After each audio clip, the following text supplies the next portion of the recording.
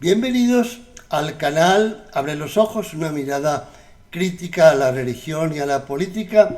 Hoy vamos a terminar el tema del carácter histórico o mítico de los libros de la Biblia. Al respecto ya vimos parte de este tema con el relato del Éxodo, con el relato de la ocupación o conquista de Canaán por Josué,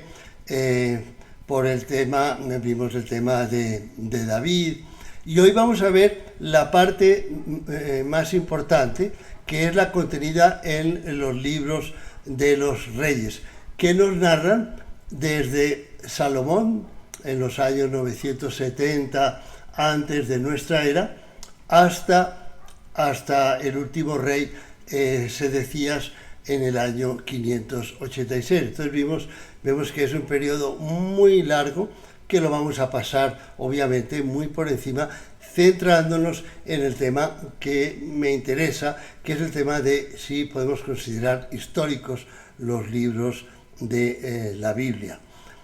Aquí vamos a ver la cronología aproximada, obviamente, de los reyes de los dos reinos, Judá en el sur e Israel en el norte, de los que nos vamos a ocupar. No tengo espacio para narrar la historia de todos los numerosísimos reyes, pero estos que tengo aquí son los que me permiten hacer un análisis de relato bíblico, pues son los reyes, creo yo, más importantes. Tenemos en el reino del sur, Judá, David, aproximadamente desde el 1010 al 970 antes de nuestra era. Fíjese que en el título aclaro años antes de nuestra era y siglos antes de nuestra era. Todo lo que vamos a ver hoy sucede antes de nuestra era, entonces no vale la pena repetirlo una y otra vez. Ya sabemos que todo es antes de nuestra era y por lo tanto las cosas fluyen a la inversa. Pasamos cuando progresamos, cuando nos acercamos más a nuestra época, vamos en el contrasentido. David, del 1010 al 970, porque es del 1010 antes de nuestra era al 970 antes de nuestra era. Entonces aquí tenemos la cronología aproximada. Vamos a ver los reyes Salomón, porque David ya lo vimos, en el reino de Judá, Ezequías, Manasés, Josías y Sedecías, el último rey. Y en el reino de Israel vamos a ver el primer rey, Jeroboam, Omri y Acab, los más importantes, Jehú y Oseas, el último de los reyes. Si en algún momento quieren volver a verificar las fechas, pueden siempre regresar a este cuadro. Lo que vamos a ver hoy hace parte de lo que los académicos llaman la historia deuteronómica, que es el Deuteronomio, el quinto libro de la Torá, y los libros que siguen a continuación, en donde tenemos Jueces, Josué, Samuel y Reyes. De estos ya hemos visto el tema de Josué y ya hemos visto el relato de la biografía de David que está en los libros de Samuel. Y hoy vamos a ver la parte más importante y más extensa, que es la parte contenida en los libros de los reyes, desde Salomón hasta el último de los reyes, Sedecías. La historia deuteronómica tiene objetivos muy claros. Quienes la escriben, y la historia deuteronómica, los expertos coinciden en que una parte se escribe a finales del siglo VII, pero luego se reelabora en el exilio, de forma que tenemos una segunda versión, que es la que nos ha llegado hasta nuestros días. La historia deuteronómica, para mí, tiene los siguientes objetivos: reivindicación de un supuesto pasado glorioso, que es el pasado de los reyes David y Salomón, en donde el reino de Israel y Judá, que eran un reino unido, iba desde el Éufrates hasta la frontera con Egipto, un gran imperio. Entonces, eso es reivindicar ese pasado glorioso, supuesto pasado glorioso. Proclamar a Yahvé como, como Dios único, centralizar el culto en Jerusalén, lo que yo llamo el determinismo histórico teológico, porque vamos a ver que la forma de analizar el aporte de cada rey es muy sencilla. Si fue fiel a Yahvé, le fue bien a su pueblo. Si fue fiel a Yahvé, tragedia y miseria para su pueblo. Es así, sencillo, blanco o negro. Y finalmente tienen estos libros de reyes un objetivo muy importante, que es justificar el final del reino de Israel y el final de la dinastía davídica. El reino de Israel va a terminar, del norte va a terminar en el año 720 y el reino de David va a terminar en el año 597. Entonces, ¿dónde quedan todas las promesas que Yahvé le hizo a David y a Abraham y a Moisés? Entonces, eso había que explicarlo. Y la historia deuteronómica, como vamos a ver, lo explica. Empezamos por un tema que ya hemos visto, que es la fantasía del reino de Salomón. Lo vimos en aquel vídeo sobre Jerusalén y sus reyes sagrados, en donde vimos por qué no podía considerarse histórico los relatos sobre David y Salomón, porque sus reinos eran muchísimo más pequeños de lo que pretende la Biblia. En el caso de Salomón, pues es una fantasía literaria. Recuerden esto, lo narramos ya. Se dice que Salomón recibe 20 toneladas de oro al año, fabrica 320 escudos de oro, su trono es de marfil recubierto de oro, toda su vajilla, copas, platos son en oro puro, tiene 1.400 carros de combate y 12.000 caballeros. El dinero, se dice, era tan común como las piedras, el oro, la plata eran tan comunes como las piedras. Dominaba todos los reinos entre el Éufrates y la frontera con Egipto, sin que haya ninguna validación externa, porque ese reino hubiera pisado muchos callos, hubiera tenido que conquistar muchos territorios, y en esos territorios no hay ninguna prueba de ello. Y además construyó un templo en donde el Santa Santorum, las paredes de cedro están recubiertas de oro, en donde los querubines son de oro. El oro es más común que las piedras. Eso, pues ya lo vimos, es una mera fantasía, lo cual no quiere decir que David y Salomón no existieran, pero fueron unos caciques tribales, no unos grandes reyes de un imperio. Y una de las razones es que, aparte de que se atribuyeron, como hemos visto y volveremos a ver, las grandes construcciones de un siglo después, de la época de los Ómridas, los reyes de Israel, que vamos a ver, se le atribuyeron a Salomón y que hoy día sabemos que no son de Salomón. Aparte de eso, es que hasta el siglo VIII, o sea, desde la época de David y Salomón, Jerusalén era lo que vemos ahí encerrado entre las líneas amarillas, lo que se llama la ciudad de David.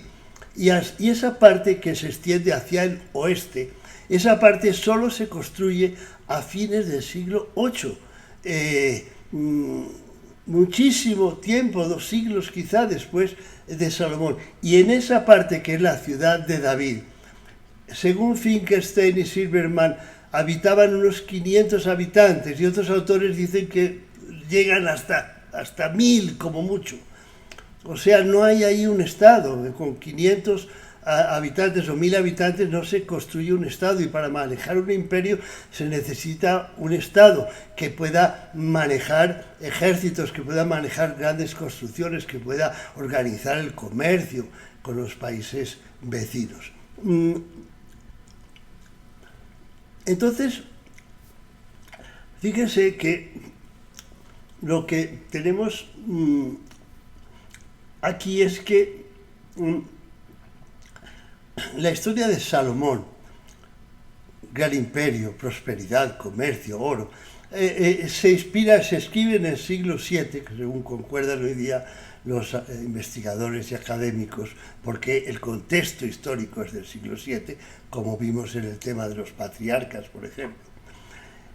Y da claramente la impresión de que los que escriben la biografía de Salomón están situándose en el contexto del reino de Manasés, que vamos a ver, que es un reino del siglo VII, o sea, muchos años después. ¿Por qué? Porque son los 44 años de reinado de Manasés, son de paz y prosperidad como nunca se había visto en el reino de Judá. Y Manasés logró expandir Judá hacia el sur, lo que le permitió participar en el comercio asirio de productos de Arabia, que pasaban por su territorio y se podía cobrar por darle seguridad a las caravanas. Hay otros muchos signos. El reino de Saba, que se describe en Salomón, es un reino del siglo VII. Casualmente la esposa de Manasés es árabe, como la reina de Saba. El reino de Hiram, de Tiro, que se menciona como un aliado de Salomón, es reina en el siglo VII, no en el siglo X. La minería del cobre que se menciona en el reino de Salomón no existe en esa época. La minería del cobre cerca del Golfo de Acaba también es del siglo VII. Entonces es de la época del siglo VII y seguramente tomando como referente el reinado de Manasés, que veremos más adelante. Ahora, ¿por qué se termina el reino unificado del norte y del sur? Lo tenemos en el último párrafo. Las 700 esposas y 300 concubinas de Salomón, no hubieran cabido en la ciudad de David, por supuesto, hicieron, dice la Biblia, que se pervirtiera su corazón, de modo que él sigue a otros dioses. Salomón era bueno, pero sus 700 esposas y 300 concubinas le extraviaron y le pusieron a adorar a otros dioses. Y por esa infidelidad, Yahvé le quitó el reino, aunque dejó una tribu, que es la de Judá, por consideración a su amor por el rey David. Entonces ahí las tribus del norte, las 10 tribus del norte, salen del reino de Judá. Judá se queda con una sola tribu, Judá, y eso gracias a el amor que tuvo Yahvé por el rey David. Y a partir de aquí, Reyes va explicando la historia del reino del norte, Israel, y del reino del sur, Judá, entrelazándolas. Entonces, empecemos por el reino del norte, Israel, el más importante de los dos, sin duda alguna.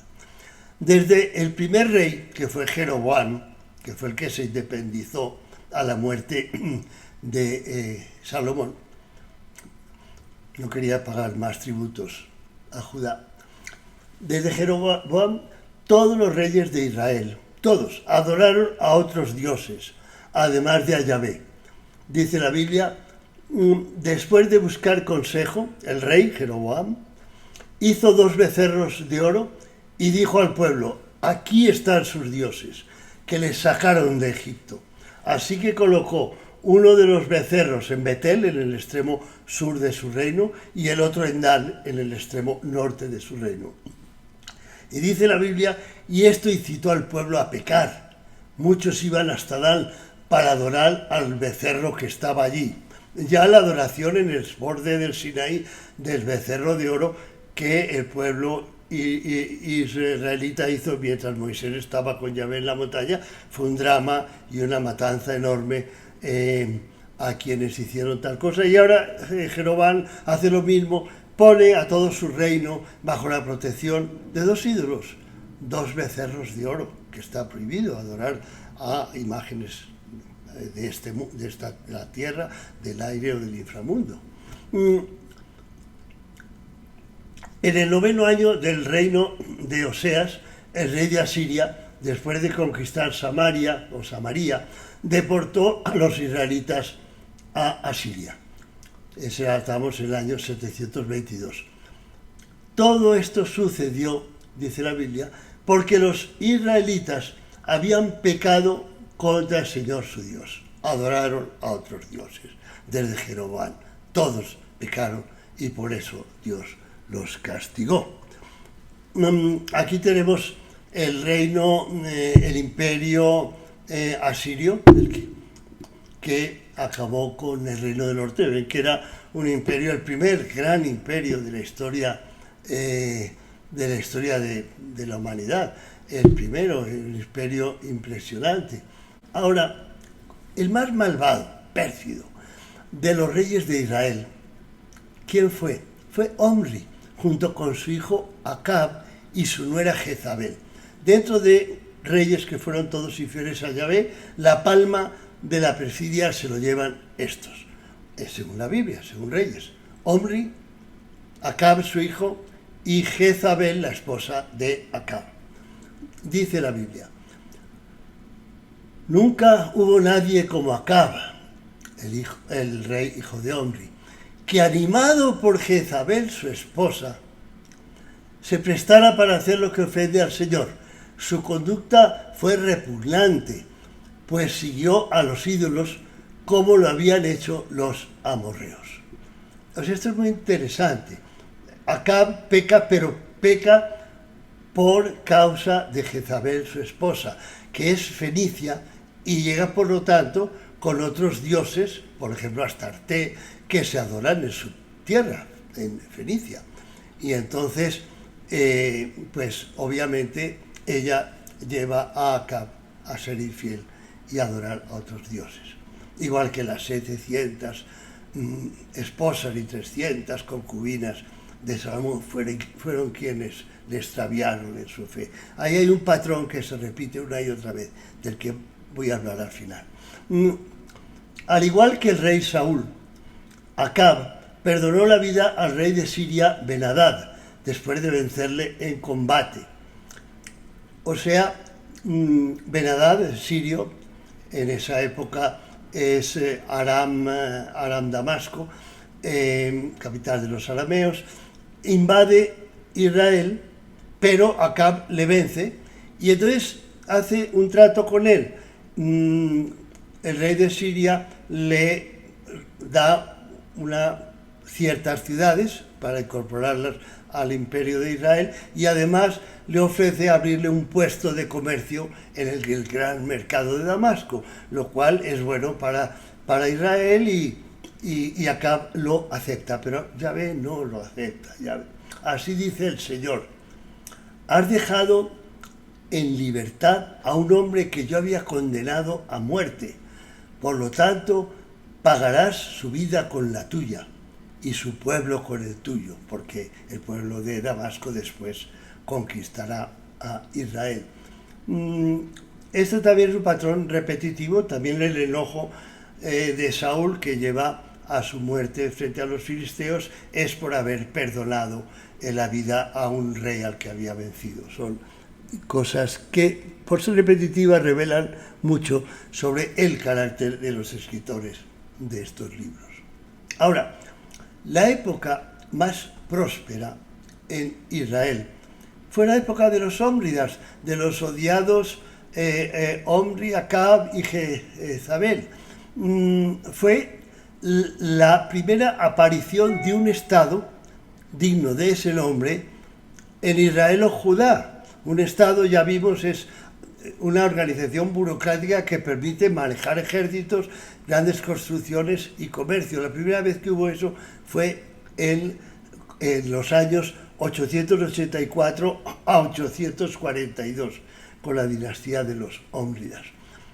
La estela de Mesa, el rey Mesa es un rey de Moab, atestigua que Israel se había apoderado de Moab. Moab es en la parte más baja, más al sur de la Transjordania. Y la estela de Dan, en el norte, atestigua que también se habían apoderado de Siria, Aram Damasco. O sea, que el reino de los Ómridas iba desde Damasco hasta el sur de la Transjordania, que lo vemos aquí. Nunca ni Israel ni Judá volvieron a tener toda esa extensión. Esto es una aproximación incorporando a lo que es el reino del norte en sí. Israel se lo prolongó hasta Damasco, lo bajo respetando la independencia de las ciudades filisteas, y lo hago llevar hasta el puro sur, que es el reino de Moab, en la Transjordania, al este del Mar Muerto, en la parte más baja. En el año 853, los Ómridas lideraron una coalición anti-asiria que frenó el avance de Asiria en la batalla de Karkar. Aunque los asirios se declararon vencedores, la realidad es que abandonaron rápidamente el campo de batalla y no volvieron durante bastante tiempo a excursionar hacia el oeste. Los Ómridas construyeron la capital, Samaria, y reconstruyeron Jasón, Yesrael, Mégido, Gezer y otras ciudades que los arqueólogos bíblicos atribuyeron a Salomón y que luego se descubrió que no eran de Salomón. Los templos, las murallas que habían reconstruido, las habían reconstruido los Ómridas un siglo después de Salomón.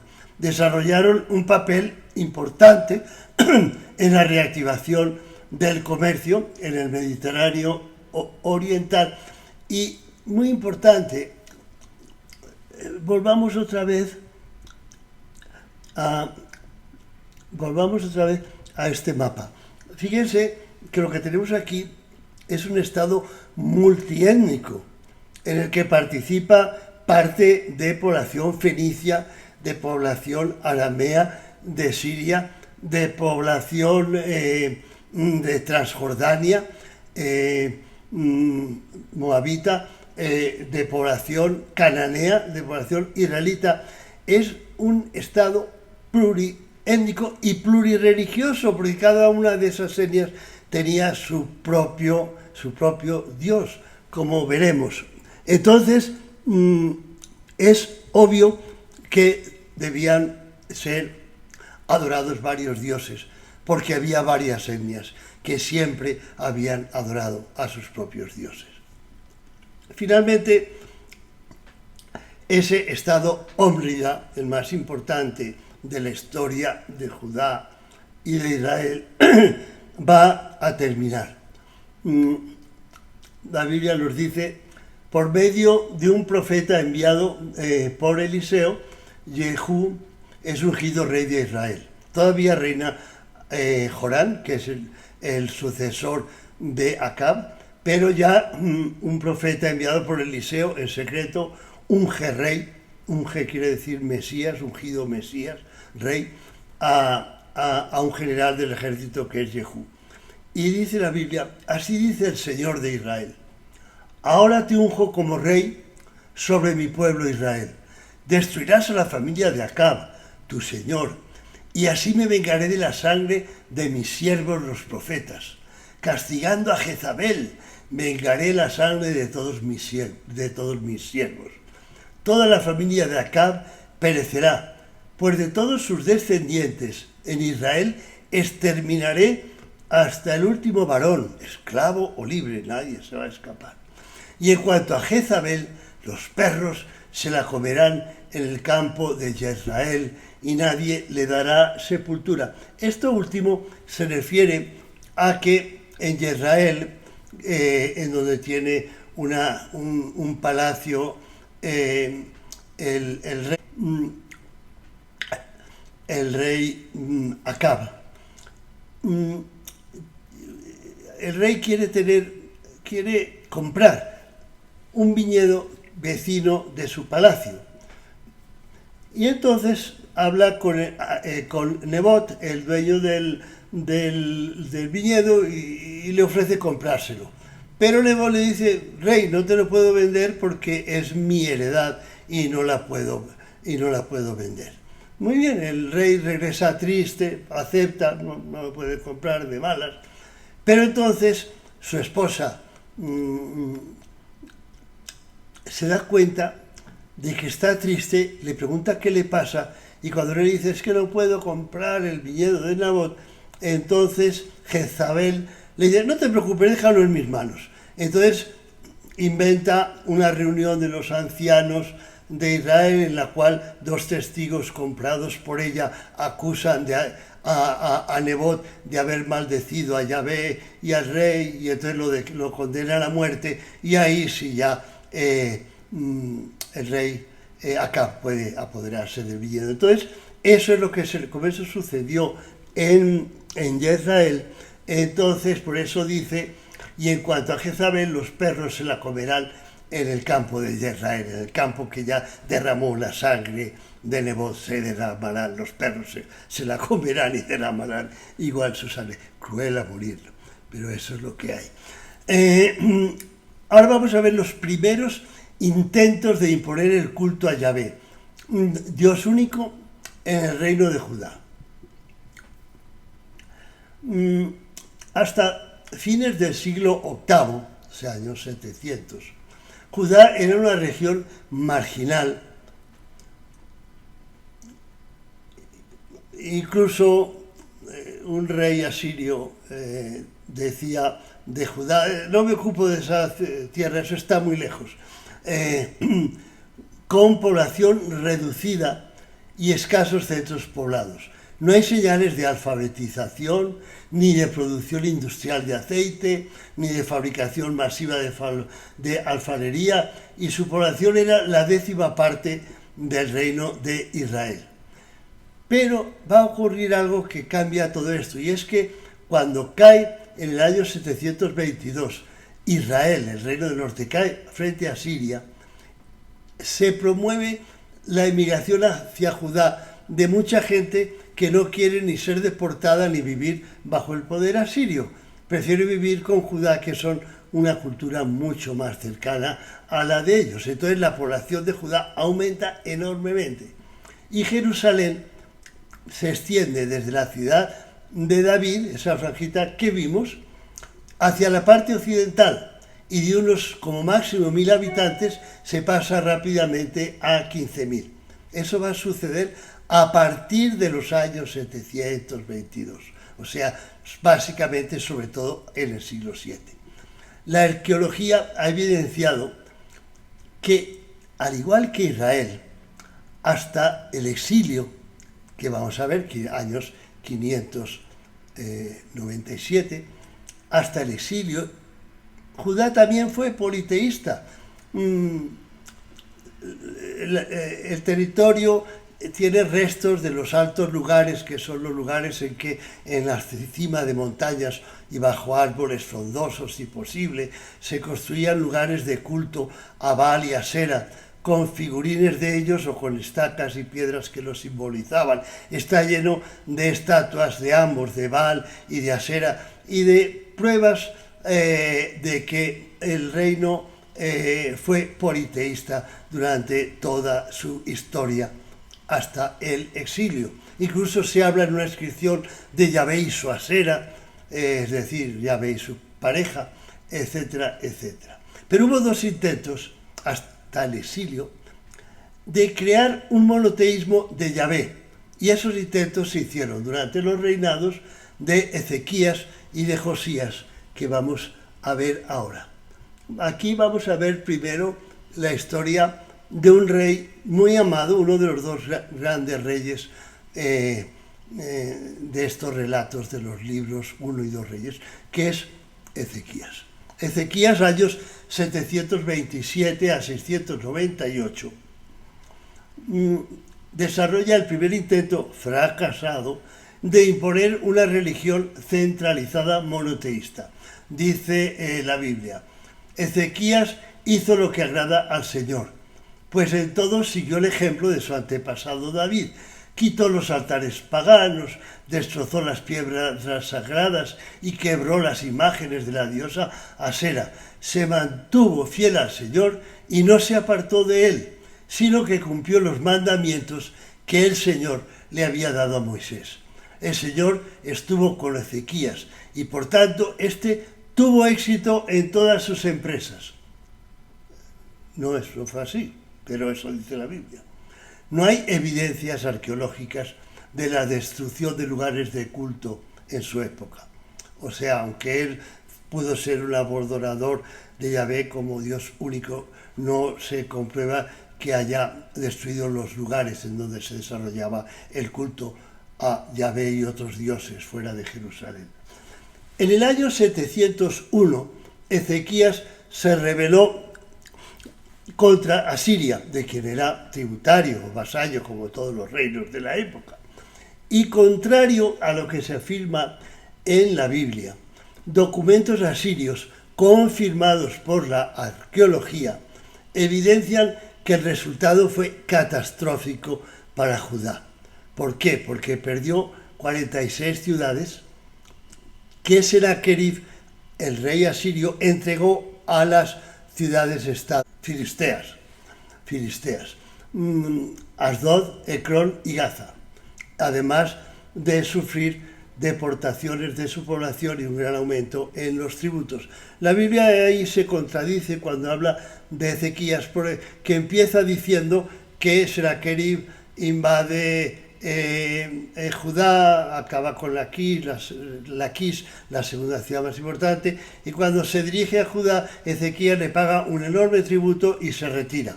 Y eso está comprobado por inscripciones en donde se describe con las mismas cifras el tributo que ha recibido de Ezequías. Pero a continuación viene otra historia según la cual, pese a que se ha acordado y pagado un tributo, las tropas de Senaquerib tratan de adueñarse de Jerusalén, no lo consiguen porque un ángel de Yahvé destruye a todo el ejército asirio, y eso pues no, simplemente es una fantasía.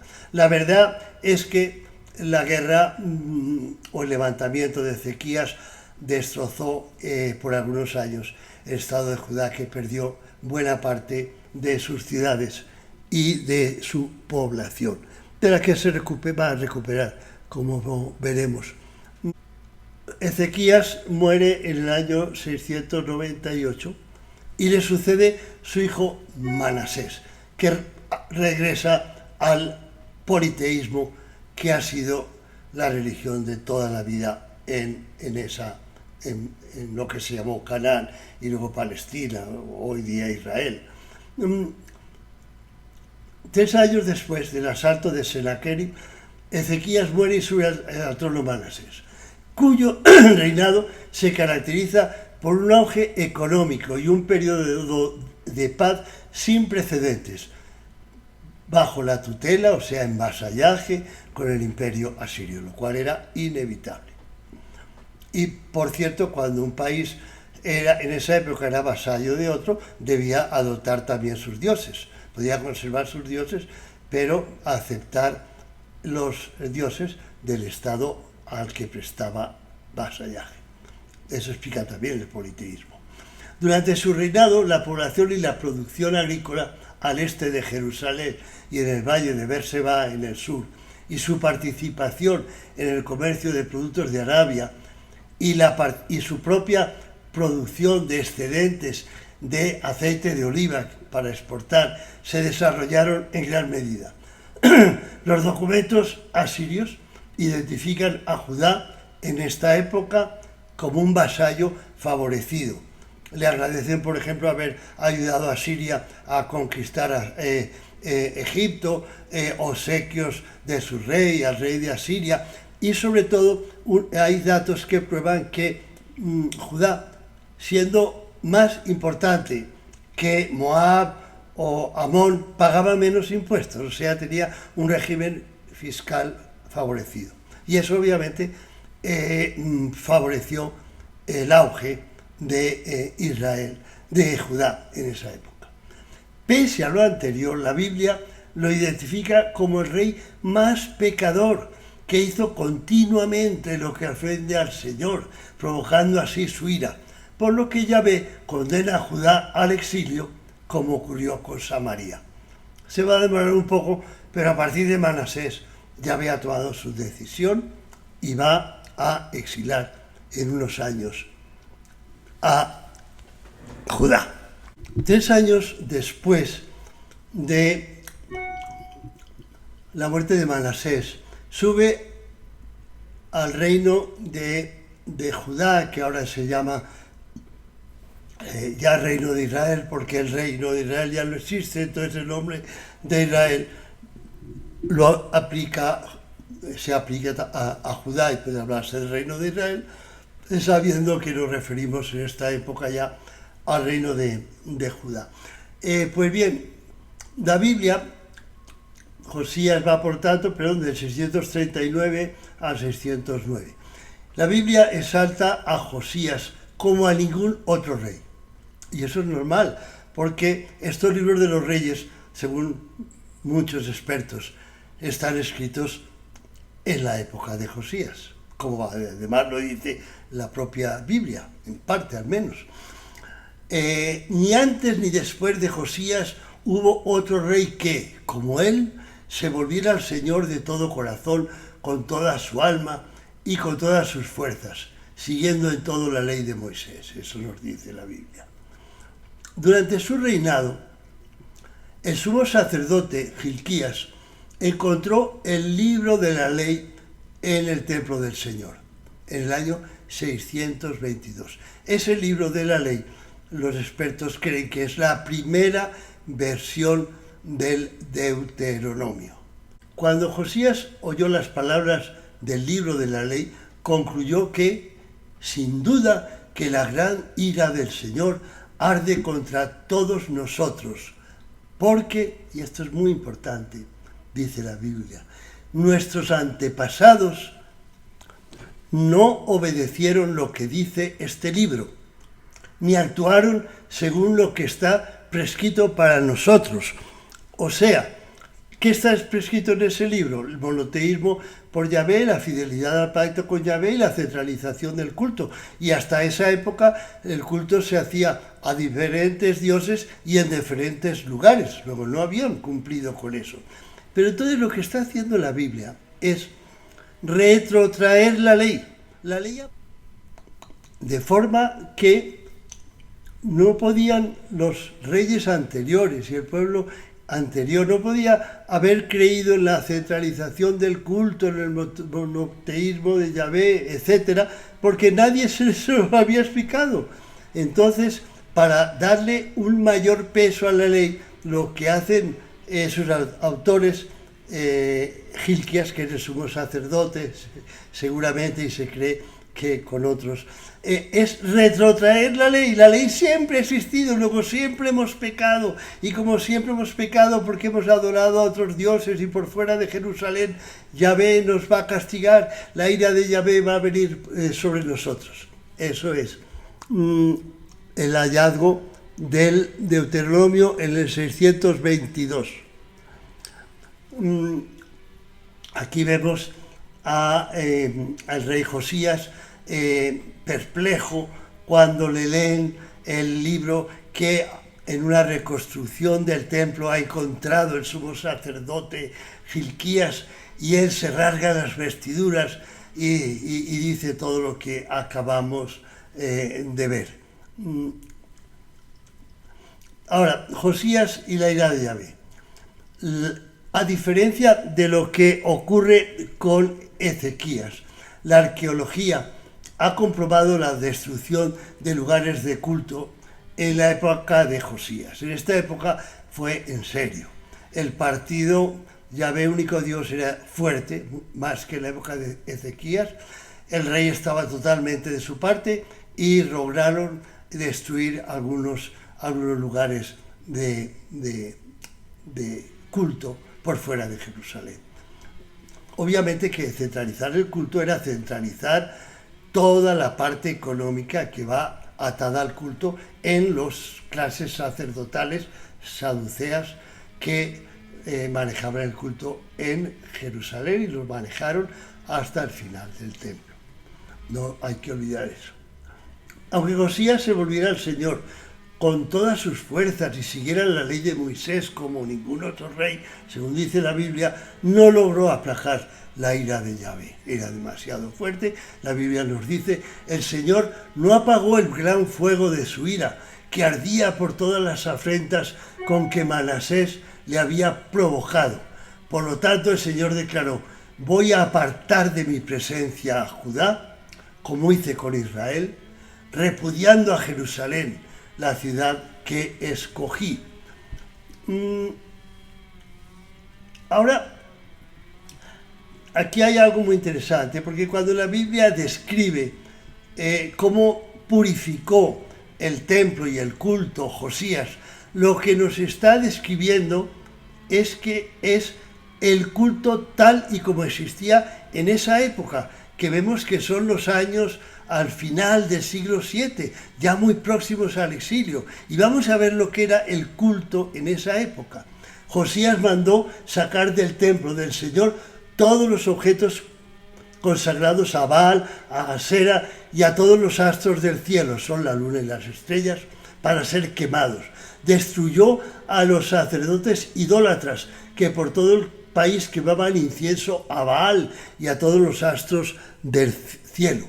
Derrumbó en el templo del Señor los cuartos dedicados a la prostitución sagrada, donde las mujeres tejían mantos para la diosa Asera.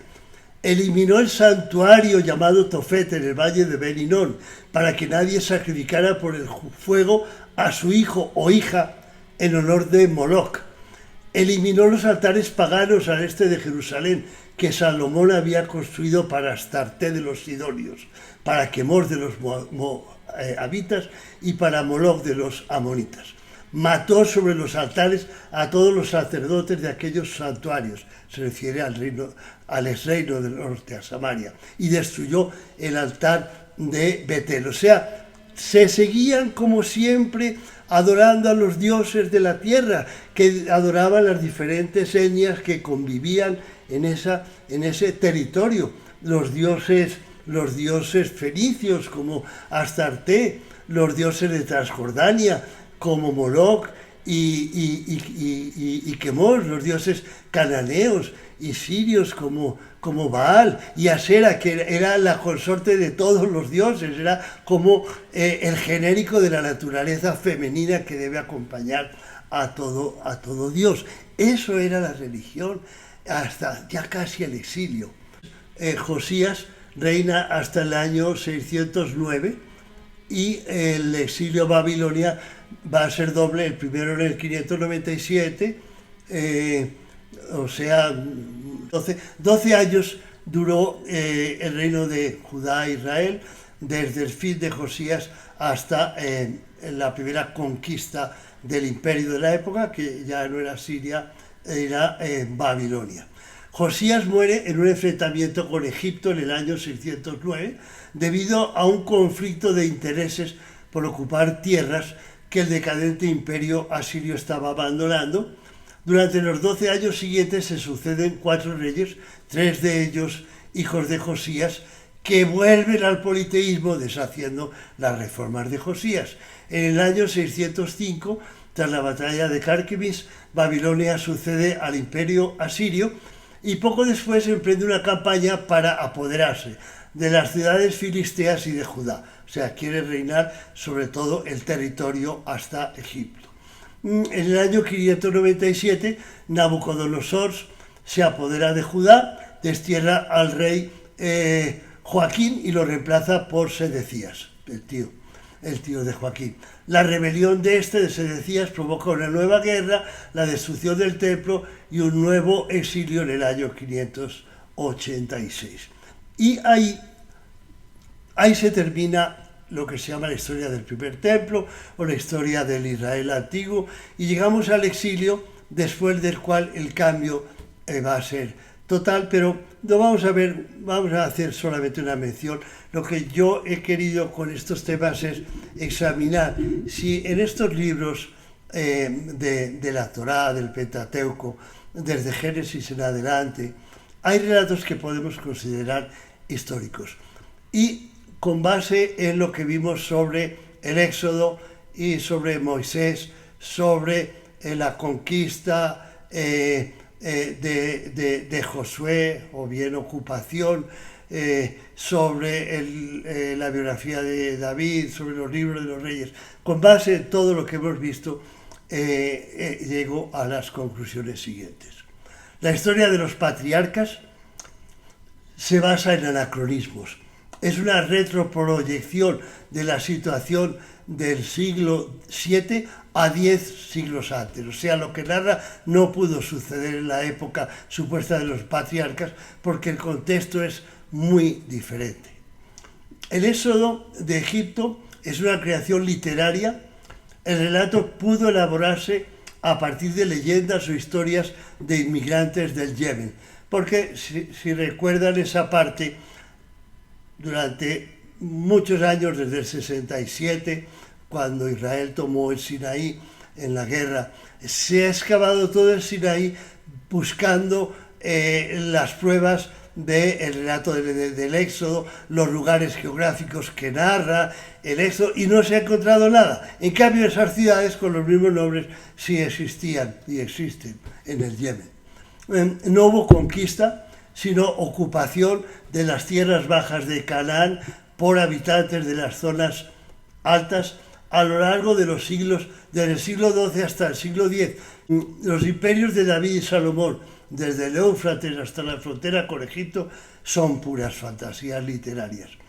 La historia de los reyes de Israel y Judá condena a la mayor parte de ellos por no obedecer los preceptos de una religión que no existía, y si no existía no la podían conocer y por lo tanto no la podían cumplir. Israel fue politeísta hasta el exilio.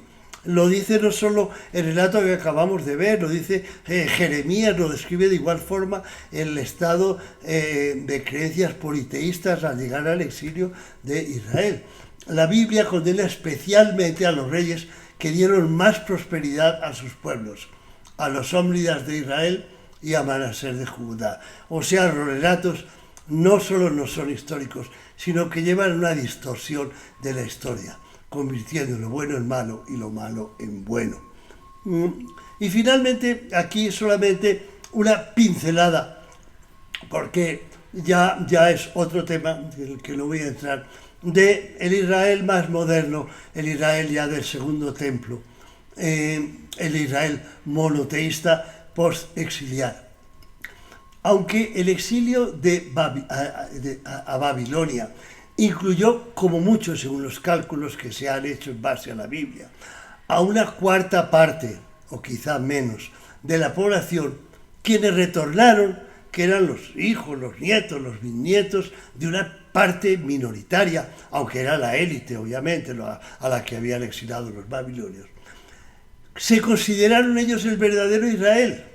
Los que estaban en la tierra y se habían quedado allá no eran Israel, ellos eran el verdadero Israel. ¿Por qué? Porque eran fieles a Yahvé, el Dios único. Era la fidelidad a Yahvé, era la religión lo que definía quién era israelita y de quién era Israel. Cualquier parecido con la situación actual es mera coincidencia, por favor. Su religión monoteísta fue totalmente excluyente. Se prohibieron matrimonios con la población que encontraron a su regreso, que no compartía su fe monoteísta. Para ser sacerdote en esa época había que probar el pedigrí, había que probar que el que quería ser sacerdote descendía de alguien exilado. Ahora, fíjense esto que dice el capítulo 9 del libro de Esdras. El pueblo de Israel, incluso los sacerdotes y levitas, no se ha mantenido separado de los pueblos vecinos, sino que practican las costumbres abominables de todos ellos, es decir, de los cananeos, hititas, fereceos, jebuseos, amonitas, moabitas, egipcios y amorreos, o sea, las etnias que supuestamente había mandado Yahvé a Josué que erradicara de Canaán, pero que no fueron erradicados porque el libro de Josué también es una fantasía. De entre las mujeres de esos pueblos han tomado esposas para sí mismos y para sus hijos, mezclando así la raza santa con la de los pueblos vecinos. O sea, los gobernantes de la tierra, a la llegada del plenipotenciario de Babilonia, Esdras le dice: mira, los que vinieron antes que tú no han mantenido la pureza de la raza, se han casado con mujeres de la tierra. Obviamente a eso Esdras va a poner remedio, prohibiendo los matrimonios de su gente pura con las mujeres impuras de la tierra. Y al ver eso, recordé un hecho en el libro de los Números, que les voy a leer. Dice así, es el capítulo 31 del libro de los Números. Moisés estaba furioso con los jefes de 1000 y de 100 soldados que regresaban de la batalla. Es una batalla contra el reino de Midian. ¿Cómo es que dejaron con vida a las mujeres?, les preguntó, si fueron ellas las que, aconsejadas por Balán, hicieron que los israelitas traicionaran al Señor en Baal Peor. Se refiere a un acontecimiento en el cual, al pasar por Moab, algunos soldados israelitas se prostituyen con mujeres de Moab y pecan y se vuelven infieles a Yahvé. Y por eso, después de eso, en otra batalla, ya no en Moab, sino en Midian, Moisés dice: pero ¿cómo van a dejar vivas las mujeres? Si ellas son las que nos pervierten. Entonces, eso me dio ese tipo de relatos. Le da a uno la impresión de que lo que está leyendo, mire, no es ni la palabra de Dios ni hechos históricos. Estamos viendo la ideología machista y algo misógina de quienes escribieron esos libros, y por eso este machismo y en parte esa misoginia se ha transferido a las religiones que se basan en la Biblia, el Islam, el cristianismo, el judaísmo, y a ese tipo de tema, la influencia de las religiones, es que voy a dedicar pronto la segunda parte de la serie. Entonces, hacia la mitad del siglo V, o sea, casi un siglo después del inicio de los éxodos, Esdras llegó a Babilonia con la versión revisada de la Torá. Se habla del libro, que él llega con el libro de la ley, y solo lee a la gente, y los expertos creen que se trata de los 5 primeros libros de la Biblia, la Torá o Pentateuco. Y además del libro de la ley, llega con el mandato del rey persa Artajerjes de hacerla cumplir so pena de fuertes castigos. Si alguien desobedece la ley de tu Dios y las órdenes del rey, haz que se le castigue de inmediato con la pena de muerte, el destierro, la confiscación de bienes o la cárcel, nos dice Esdras 7:26. O sea, es un nuevo Israel monoteísta, porque la religión se impone por la ley del mismo rey persa, y ya nadie puede disentir ni seguir adorando a Baal, ni a Sera, ni a Astarte, ni a nadie de eso. Eso era ya el Israel antiguo al que he dedicado esta parte de la serie. Aquí termino entonces con el tema del carácter histórico o no histórico de la Biblia, y pasaré luego en el próximo video al carácter histórico o no histórico de los evangelios. Muchas gracias por su atención y hasta pronto.